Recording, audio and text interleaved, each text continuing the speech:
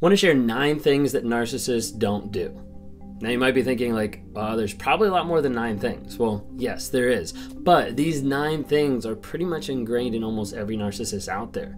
And these 9 things would be great for you to watch out for whenever you're getting out of that relationship once you're healed, and then you're able to take time and move on to the next relationship or engage with the next person. These might be things that you can watch out for. If you don't know who I am, my name is Ben Taylor. I'm a self-aware narcissist, and I run Raw Motivations. I'm on multiple channels, so YouTube, Instagram, TikTok, Facebook, and I'm on those channels to provide awareness about what narcissism is. Narcissism has wreaked havoc in my life. It's had me lose my job. It's had me cheat. It's been involved with other issues. I've almost lost my wife. Like there's been like multiple things that I've destroyed relationships, destroyed and hurt people because of the narcissism that's in my life. And so I'm on these channels to try to tell people this is what narcissism is. This is some of my story, but then also to educate people like, hey, this is what it is, but there's also a way to get healing, growth, and change. And I talk to people every single day in one-on-ones and in lives and things like that to be able to walk them through, this is how you can get change. This is how you can get free. This is how you can rewire your mind to be able to get away from that abusive relationship, to be able to get away from that mindset that I'm not good enough. Or if I was better, they might have changed. Or what did I do wrong because they didn't love me? A lot of times those things kind of prevail through your mind, but there is healing and there is hope from that. And I'm trying to do that on a day-to-day basis, helping people as best I can. I wanted to be able to share with you one last thing real quick before we dive into 9 things that narcissists don't do, and that's the Narc app. If you haven't had a chance to download it or look at it, it's on Apple, it's on Google Play, but it's Narc, N-A-R-C, stands for Narcissistic Abuse Recovery Community. It's a community of like-minded people that are on there that are engaging and learning different courses, like understanding, weaponizing themselves to be able to battle against narcissism. So they understand what it is, so they don't get sucked back into it, or they don't fall into it, prey to another relationship.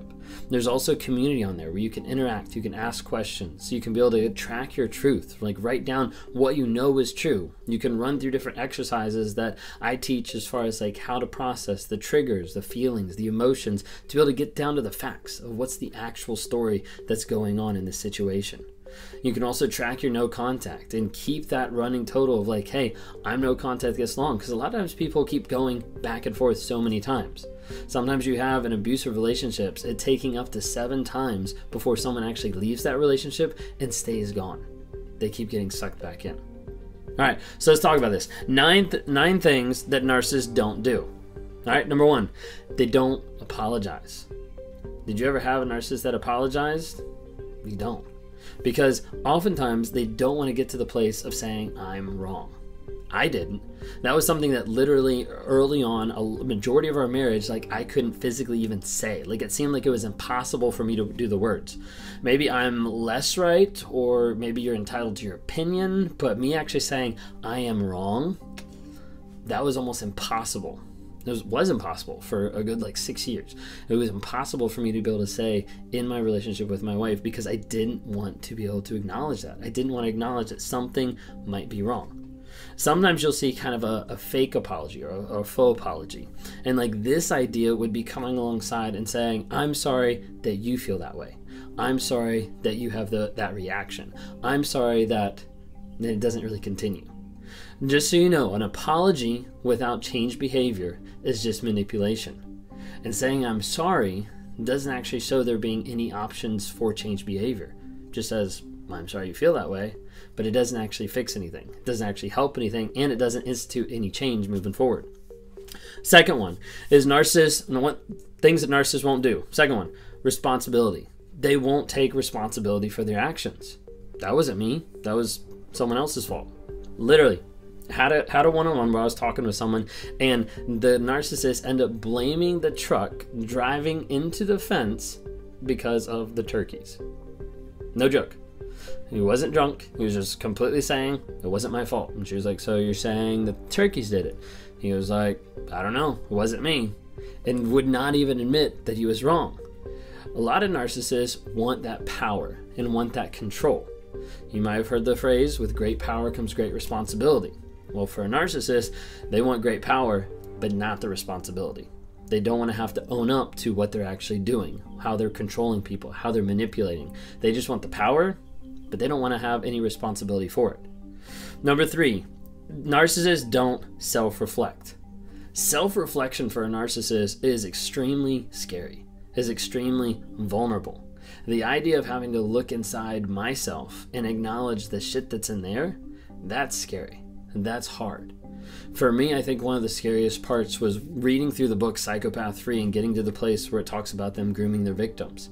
Because when I read that, it actually started like breaking down stuff in my mind that I was like, wait a second, I've done this in relationships, and in those moments, I thought that I was doing what was loving. But that was what was the norm. That was the gear that I was in the whole gears of narcissism that had controlled all of my life. And so a narcissist doesn't want to have the idea of self-reflection because that that vulnerability feels like unbearable in the moment. Feels like completely like they're not going to be able to handle this. They're not going to be able to communicate this. We're not going to be able to do this. We're not going to be able to share this with anybody else. That vulnerability really feels, sometimes I talk about it as like burning yourself on a stove. Like it really feels like that much. So they don't want to self-reflect. Narcissists, another thing they don't do, they don't forgive. Okay? Now, if you get to a place where there's an interaction with you and the narcissist and you end up apologizing to them, you know what that says to them? I'm superior. Of course they should apologize to me because they wronged me. But when it comes around the other way and they need to apologize and then they need to give forgiveness, they're not going to do that. This is why they'll hold stuff over your head for years. This is why they'll blame you for stuff that happened before your relationship. This is why like one small thing you did 10 years in the past, they'll still use in arguments today to be able to beat you down and devalue and put you on the defensive. Because narcissists don't forgive.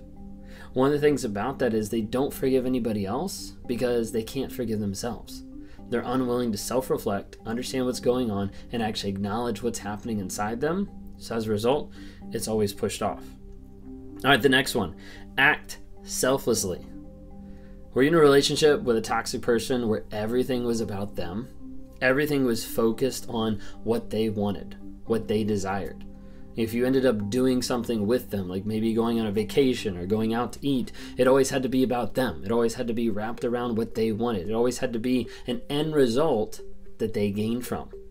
That's the idea of the narcissist acting not just selfish, but also entitled. Because I think everything is about them. You know, I would kind of joke like the world revolves around me, but in my mind, no, I actually thought that. I actually thought like, why aren't you taking time to serve me? Why aren't you taking time to acknowledge me? And that thought process inundated every single part of my life that made me get to the place where I was like, I'm not going to act selflessly at all to anyone. It was all about me every single time. Another one narcissists don't do is they don't express real feelings.